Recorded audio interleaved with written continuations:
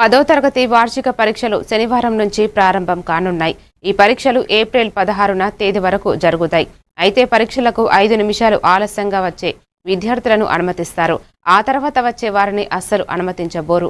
అంటే ఉదయం 9:35 తర్వాత వచ్చే విద్యార్థులను పరీక్షకు అనుమతించబోరు. విద్యార్థులు గంట ముందుగానే పరీక్ష కేంద్రాలకు చేరుకోవాలని అధికారులు ఆదేశించారు. పరీక్షల నిర్వహణ కోసం రాష్ట్ర వ్యాప్తంగా 2676 సెంటర్లు ఏర్పాటు చేశారు. ప్రభుత్వ బడుల్లో 1582 సెంటర్లు, ప్రైవేటు బడుల్లో 1094 సెంటర్లు ఏర్పాటు చేశారు.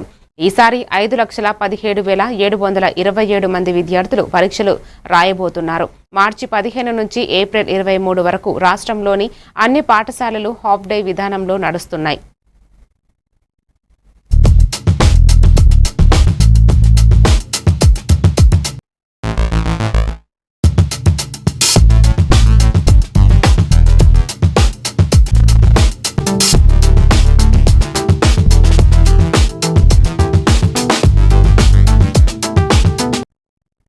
తెలంగాణలో కమర్షియల్